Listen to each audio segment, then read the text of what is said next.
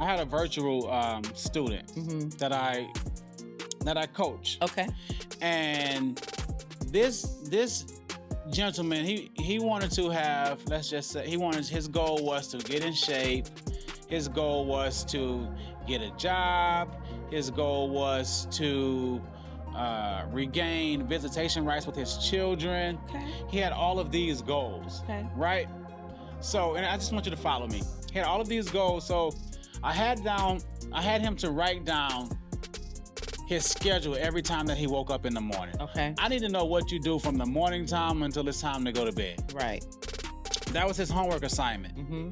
So he came back to me the following time, the second meeting, with nothing written down.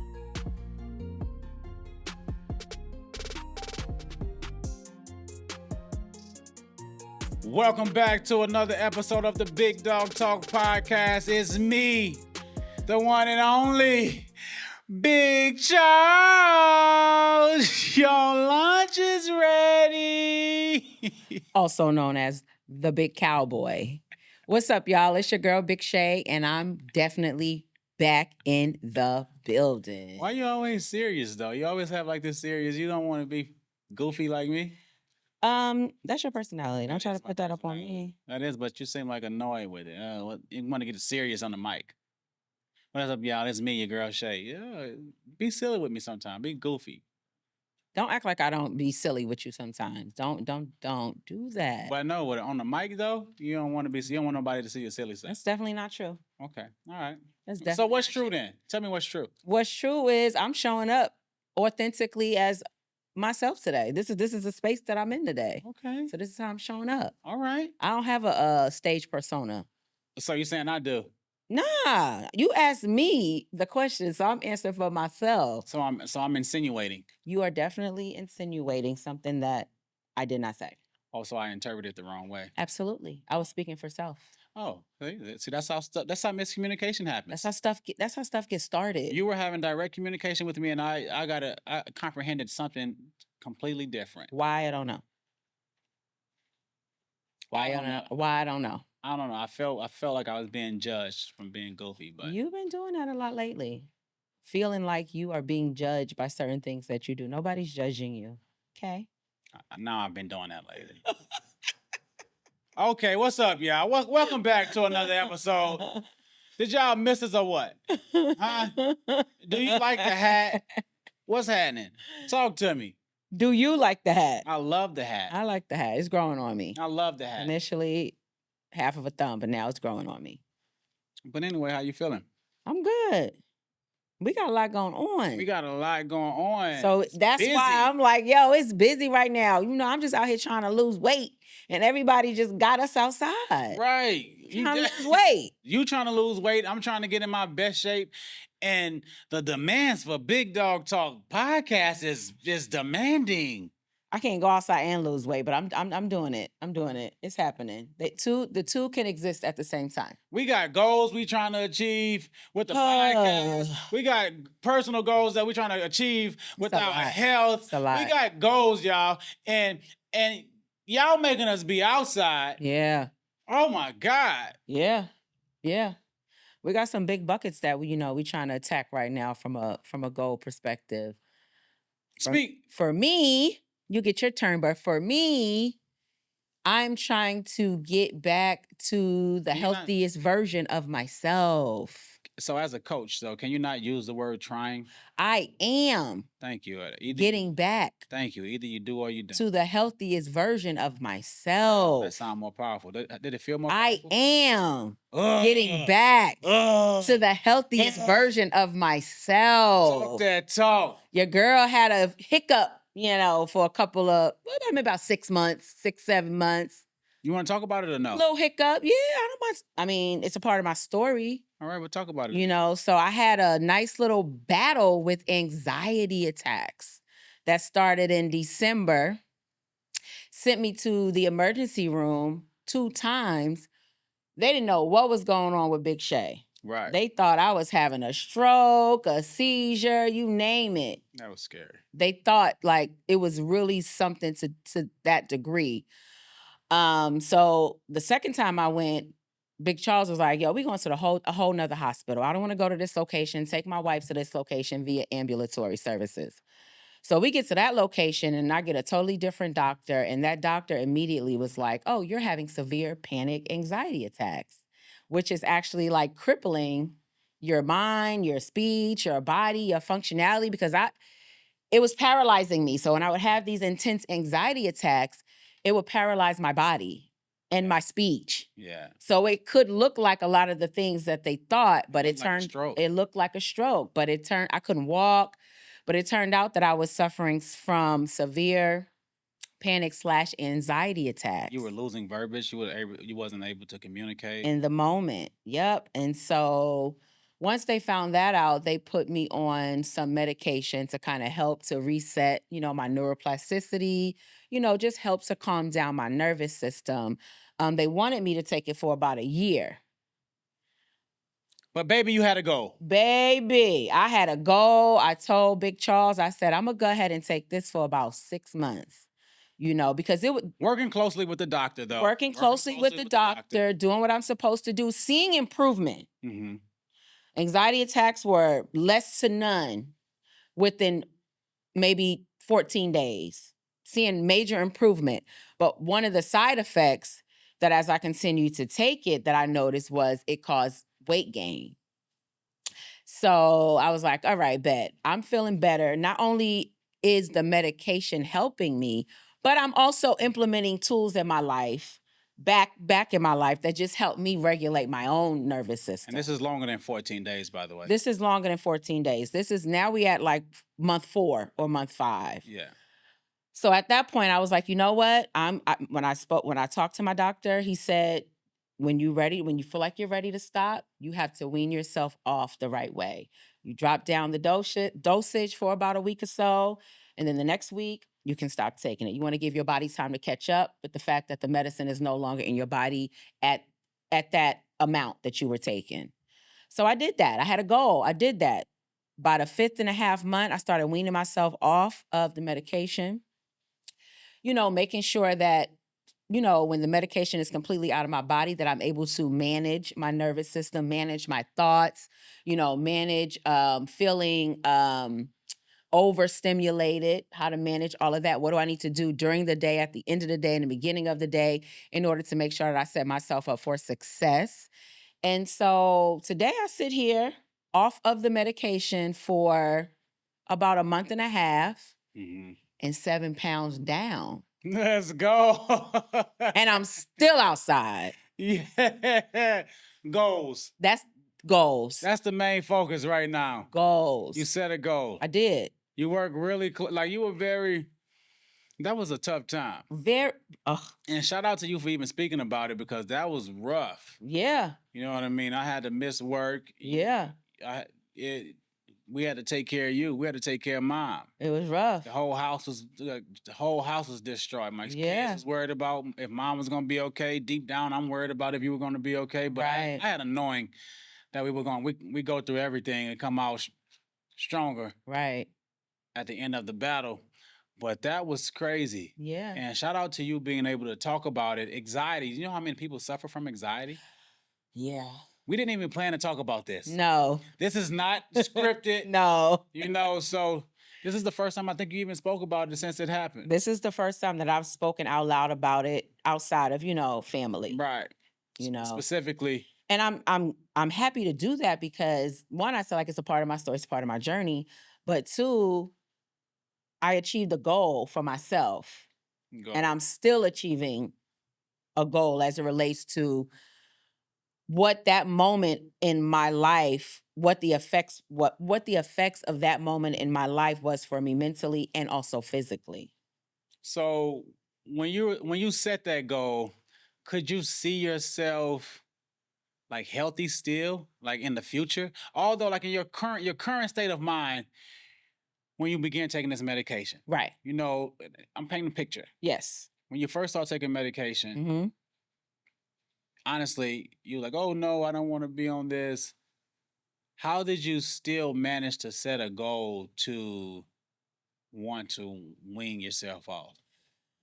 Well, the moment that I was told that I needed to take this medication in order to just, recalibrate my nervous system.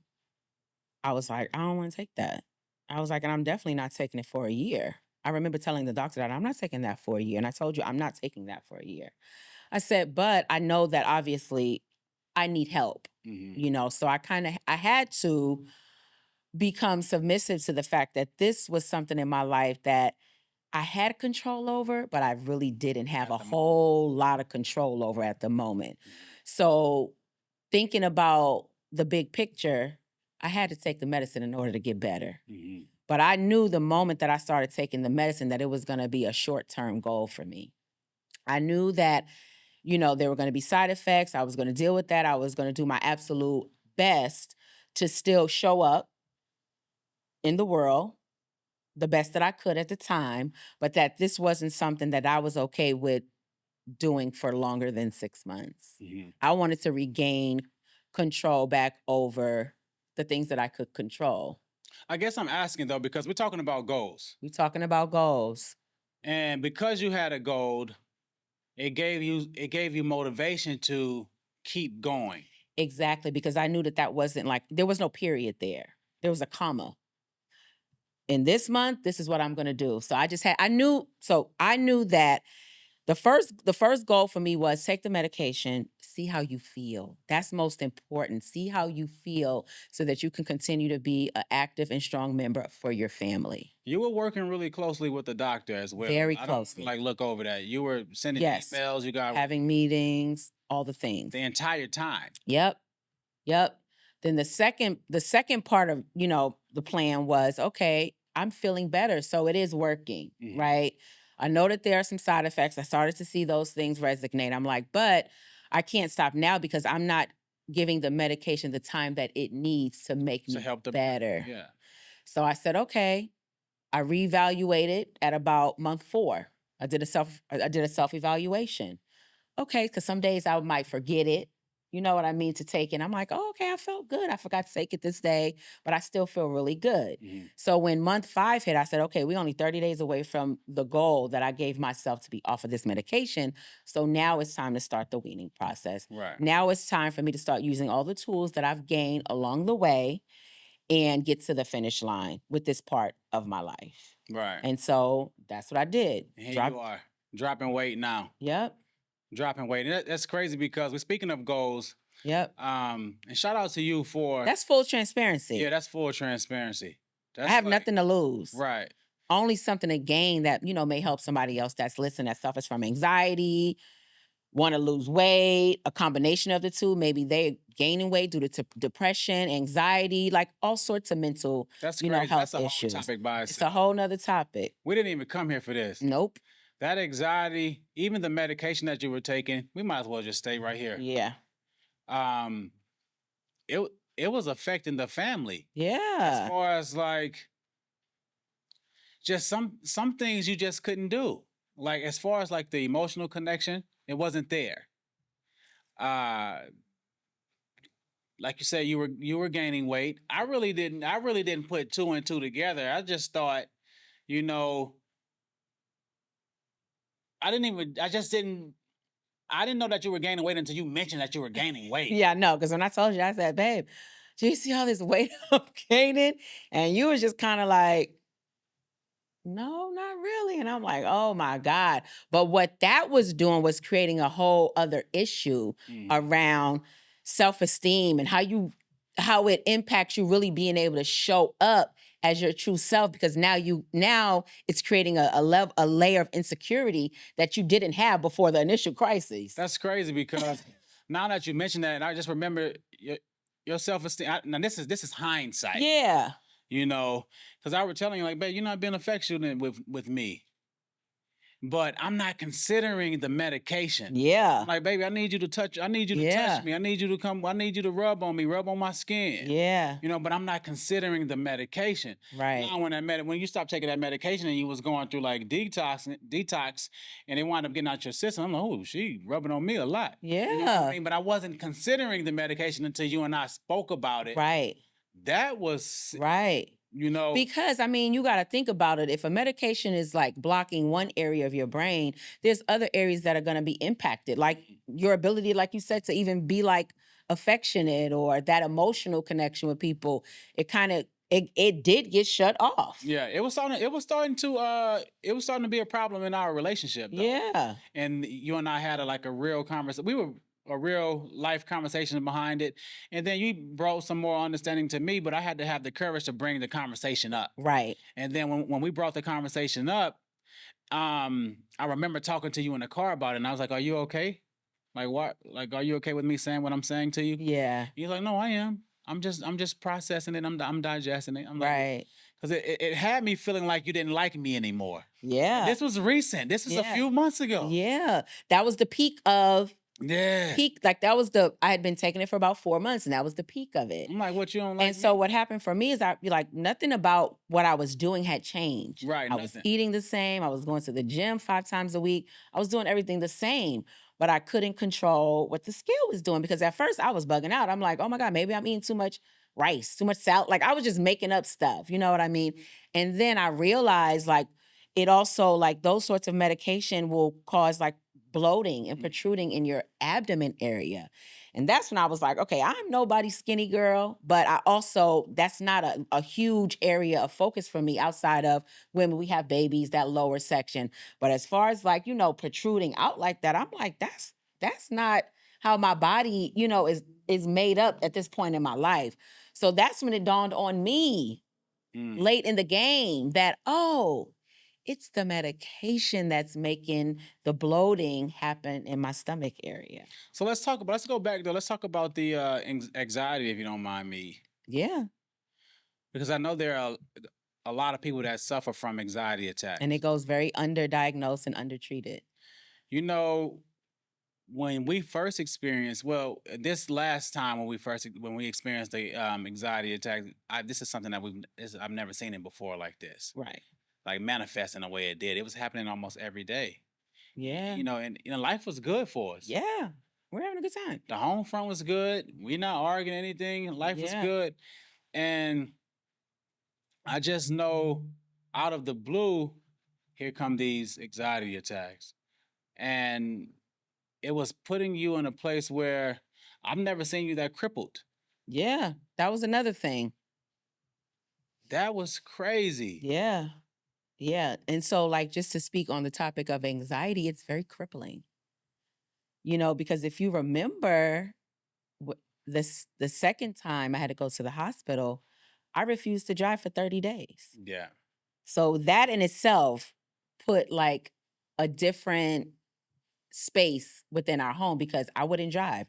I wouldn't drive the kids to school. I wouldn't drive to the store. I wouldn't drive myself anywhere because driving was when that first one had happened and I called you. So it was very triggering. So when she drive. so when she say driving is when the first time it happened, the first one happened, my wife was having anxiety attacks while she was driving in her car. Yeah. She was taking our kids to school and it will cripple her where she couldn't breathe. It was really disrupting your driving. Really major. You have to pull over on the side of the road. So I'm just saying that to tell the story. Right. But go ahead. I'm sorry. I was saying that to say that anxiety and panic attacks, they are crippling. Right. And I think that, on this topic, people don't realize that because I don't think everybody will experience anxiety attacks in the world. Everybody doesn't have them or to the level that I just recently had to overcome having anxiety attacks. But they can be crippling. They can change the quality of your life. They can change the dynamic of your family. They can change from you having the ability to do things that you normally did without any problem, like driving. Our life changed drastically. It changed a lot. It changed a lot. So let me ask you this. And thank you for being transparent about it. I know we didn't discuss this topic. Right. What are some things that you do now to manage your anxiety in order to not be dependent on medication? What are some practices that you do constantly that helps you have a balance? So, one of the things that going through this whole anxiety disorder thing did for me was it gave me a new level of self-awareness. Okay. So, I now know when I am being overstimulated or I am overstimulated, right? I can identify it inside my body and I go, okay, I'm overstimulated right now. You actually communicated to me. I say it that way. You say it out loud. You get it out of your body. I'm overstimulated right now, or give me a second. I'm feeling a little bit overstimulated. I need a little bit of time, right? So I know how to kind of like take a break, step away, and kind of reset my energy and my thought process. It takes 5 to 7 minutes to do that. Wow. 5 to 7 minutes to do that, and also communicating it, because I know a lot of what my kryptonite was then was that I would just internalize everything. So instead of saying I'm feeling overstimulated or I'm feeling frustrated or I feel like I have a lot of stuff on my plate right now, I would just internalize it and just keep going. Just keep going. Just keep going like an Energizer buddy. You got things to do, bunny, just keep going, you know? And so now that in conjunction with what I was already doing, going to the gym, taking meditative walks, you know, eating healthy, but also being able to decompress appropriately at the end of the day. Like, I think the family really respects when I say, I need a minute. There's been a lot going on today, and I just need a minute. But here's the thing, though. Like, I set that boundary for myself. I like when you said I became more, you said self-aware. Absolutely. Like that, it demanded you to. Absolutely. Because of my goal. Because of your goal, which was? To get off of that medication. So before, did you not realize that you were internalizing everything, or did you not realize that you internalizing everything was damaging? So I realized that I was internalizing everything, but it was also a coping mechanism that I just developed over life. And in my opinion, it was working until it didn't. It was working. You know, it's funny that you say that because you've probably been doing it for a long time.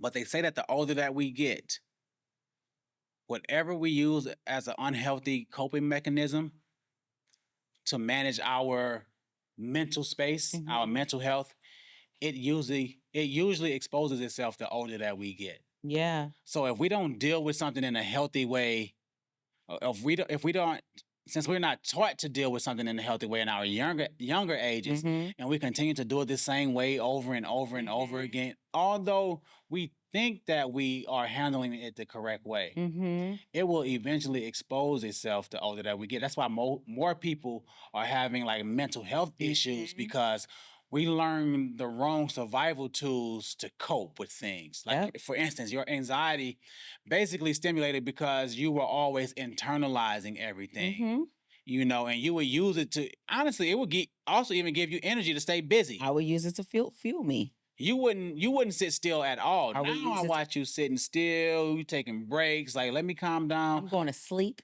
Yes. Yep. That's another thing. Like, I know I've always watched you really focus on, I need to go to bed at this time. I need to go to bed at this time. That's something that I adapted to. Like, I need to make sure that I'm getting like the proper amount of sleep, because what I would do was, because I'm overstimulated throughout the day, the way to end my like evening, like right before it's time to go to sleep, is I would prefer to pick up my phone and like scroll on social media. And that's one of the worst things that you can do, because you're not even you're still feeding your brain activity when it needs to decompress. You know, so 10 o'clock is my bedtime. You know, lights out. I'm going to bed. We both can be watching TV. You turn it off. I'm going to bed. We do the same thing. It's time to go to bed. Right. But it's always been a high focus for you. But something that you just said as it relates to aging. So when I was right in the thick of it with dealing with anxiety and taking the medication, I started to do a little bit of research. And a lot of women, as they reach their mid-40s, the chemicals in our bodies start to change. And some women do experience more issues with anxiety as they get closer to menopause as well. Oh, wow. So that's a stat that I discovered when I was doing some research. Based on what you said, we get older. Our bodies change internally. The things that we did when we were younger to cope and to deal with life and to get through life don't work no more. The body doesn't have the capacity to handle that. Gotta figure so this many out. things going on. You know what I love about it, though? What I do love about it, it wasn't a good experience. What I love about it, though, is that your internal world was speaking to you the entire time. Yep. Saying, hey, this is not right. Yep. If you don't change it, we're going to have a breakdown. Or I could have a stroke. Or you can have a stroke. There are people out here having strokes because they don't listen to their body's cues and signals and their body's language.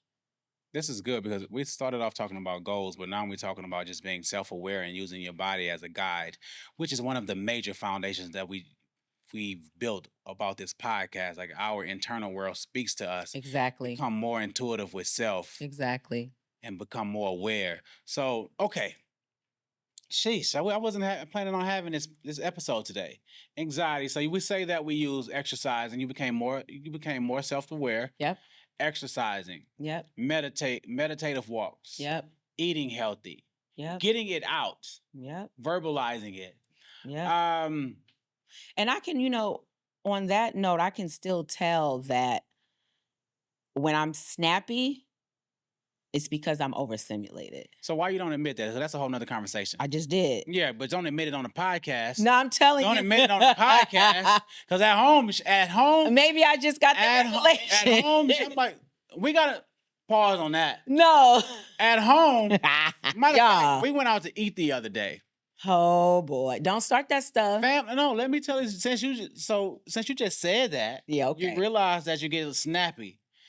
We goes to a restaurant and we're having a family day because we have that a few times a month. Yeah. To make sure that we are connected. Right. I'm happy about, listen, I just got my paycheck. I'm happy about, okay, I'm going to take all of the kids out because I got the money in the bank according to my financial goals. I can spend this amount of money on y'all aggravating asses. Tonight. So I'm happy about taking the family out. We're going to a new restaurant that my wife and I discovered. We're taking the kids out now. We get to the restaurant. The kids are happy. I'm happy. Wife is snappy. My daughter looking at me, giving me eye signals. I'm actually quiet. Yes, because my wife is quiet. Yeah. I'm looking at my wife. I'm like, you seem a little bit uptight. I am not uptight. You need to stop. So instead of me engaging into the argument, I'm just like rubbing my head. I'm still trying to engage with my kids because I don't want them to have a bad time. I don't want mommy to ruin this moment. Right? Not mommy ruin the moment. Okay. Usually the kids ruining the moment. They do. But mommy was having a fit and I didn't know where this was coming from. But also, since we're talking about like menopause and anxiety, I also read that this is, like you said, the snappiness is part of it. This is crazy. Yeah. I could have really taken that personal, and this could have really turned out to be that could have turned out to like a nasty argument because I took pride in getting our family out for family night. Because it was your idea, having a good time. Mm-hmm. Everybody having a good time but mommy, but instead, let a few minutes go by. Mommy was still being snappy. I don't know what made me do it, but I just got up from the table, came over and just kissed you. Listen. My wife was winning the battle. I just wanted to win the war. The goal, back to having a goal. The goal was for us to have a good family night. And it was achieved. It was achieved. But I'm glad that you brought that up because I'm pretty sure a lot of women are listening to this episode. A lot of men speaking on anxiety. Yeah. And then speaking on menopause. Yeah. The body changing. You not being able to use past coping mechanisms. I'm forced to go find some healthy tools. You got to adjust to this new way of living. Mm-hmm. This is crazy. And what I am enjoying right now is this is a part of the weight loss goal. Mm. I like things that stretch me, So this is not my first or second rodeo at losing weight. However, it's still reconditioning my mind, and I can feel me really getting back to me, if that makes sense. I like the me getting back to me. Yeah. Yeah. I like that. Because you got to keep in mind, like if anybody's taking any sort of medication for anything and it's something that, it's temporary, it still stays in your body for some time.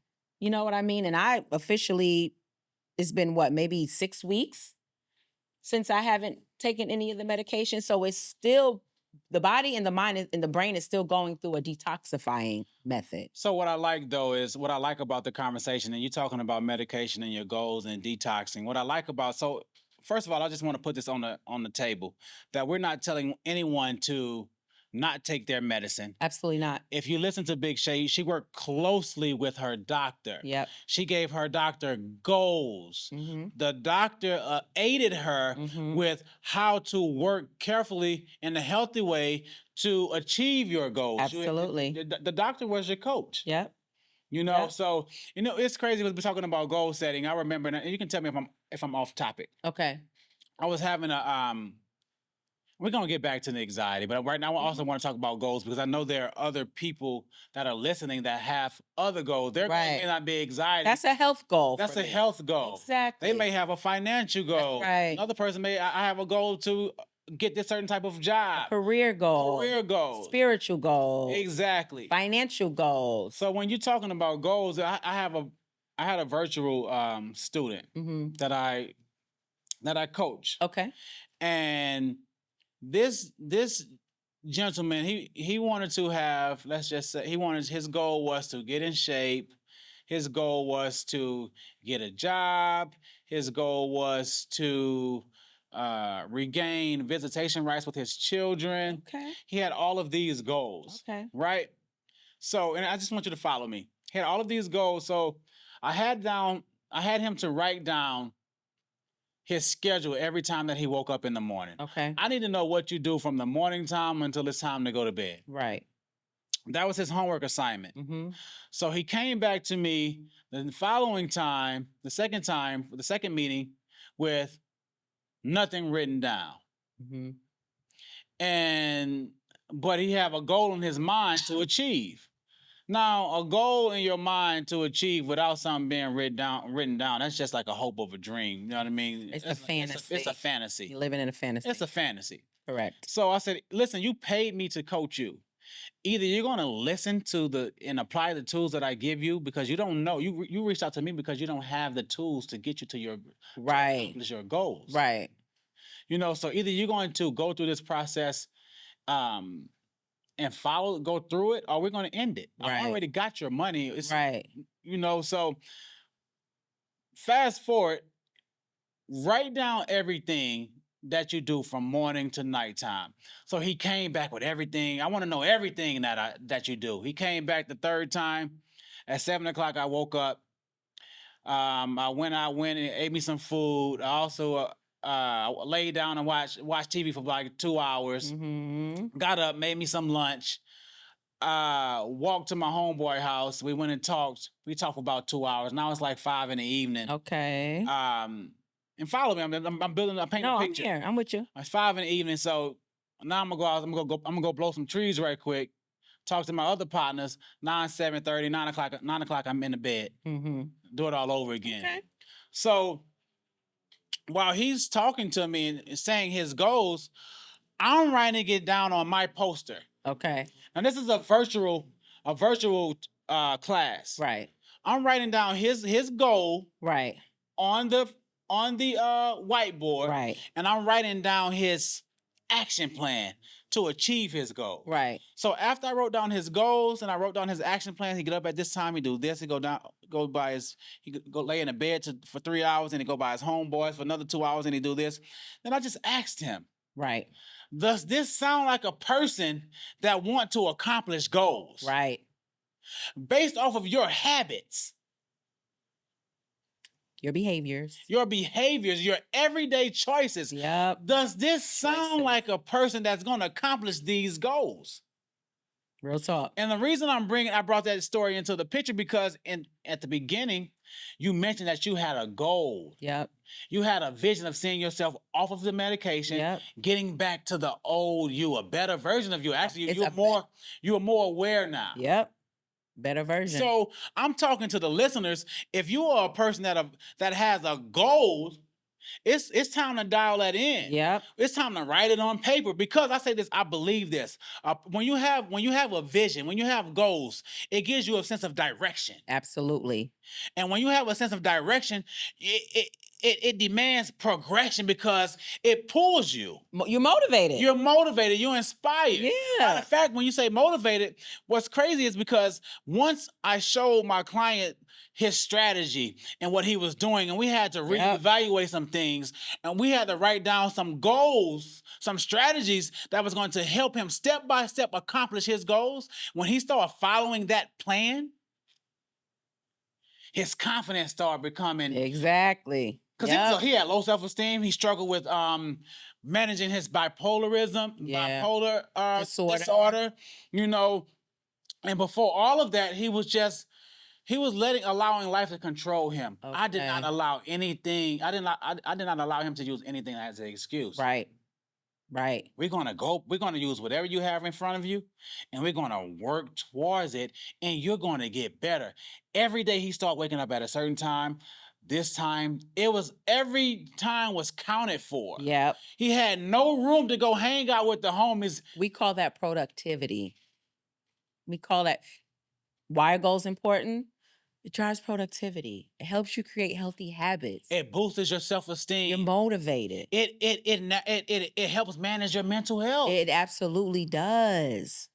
It helps you direct your energy in the right places that is even building you. Yep.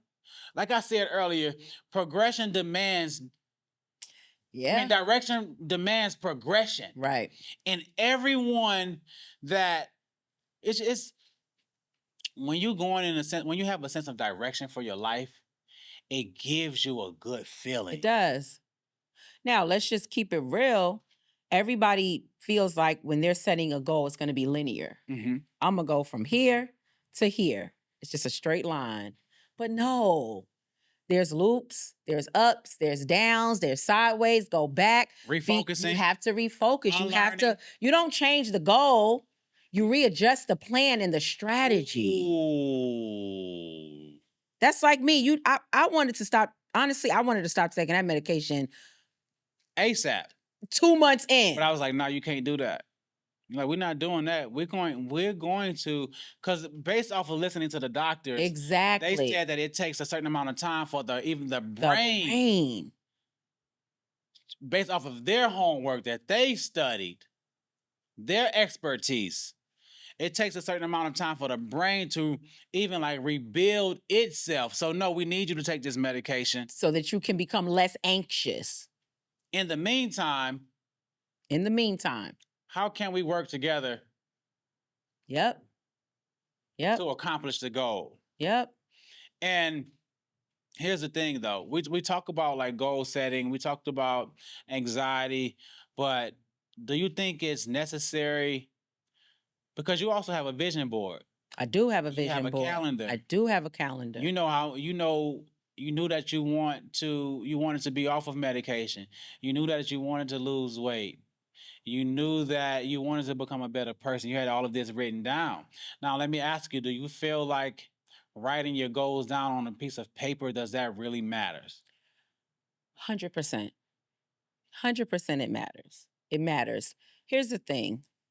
When you take that step and that action to write your goals down and the action items that follow, now you've created some intentionality behind it. Oh, I like that. Now you've created some concrete evidence of what you need to hold yourself accountable to. I like that. Okay? Now, we all have the liberty to put something on a calendar right here, and it might not happen. This is what I'm saying. This is why it goes in loops. It goes cross. It goes back, up and down. However, do not change the goal. Change the plan. Change the plan. And by writing it down, it's a higher level of accountability that you put on self to achieve the things by when you need to achieve them. So it's some notes that I wrote down, right? Yep. And setting goals is important for several reasons. It says here, direction and focus is one.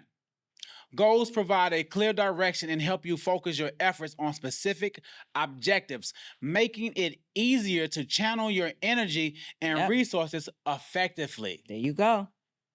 Number 2, motivation.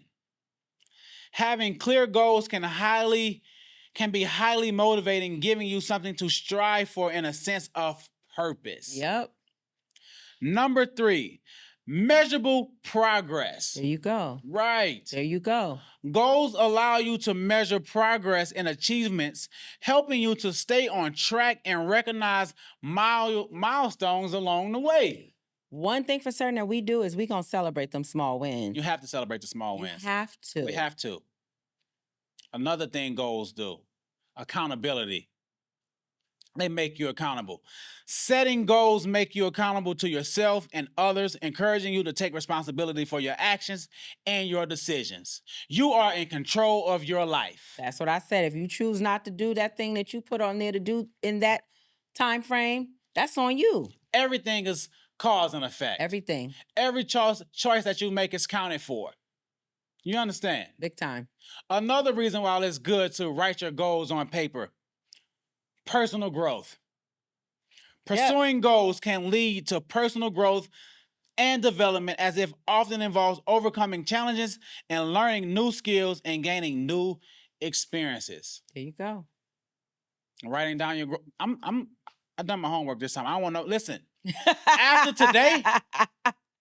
today, because we sharing these things, I mean, it gives you a sense of accomplishment. It does. It gives you, it allows you to prioritize what's important and what's not important in your life. Right. You understand? And at the end of the day, you're an entrepreneur. Right. You know, we've built the Big Dog Talk podcast. The listeners have been watching us grow. Yep. We've been writing everything down on paper since day one. That was my business coach, which is my wife.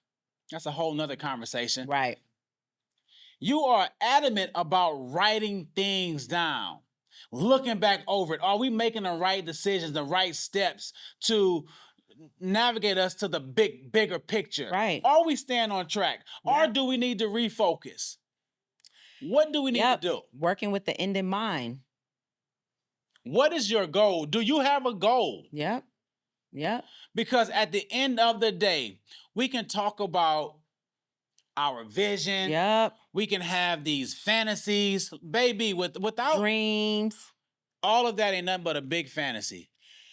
It's funny because when I was in corporate America, there was a slogan that we used to use, and it was all related around accountability. And we would say, hope is not a strategy. I hope I can, let's say, lose 10 pounds in 2 months. I hope I can find the perfect collaboration to help Big Dog Talk podcast.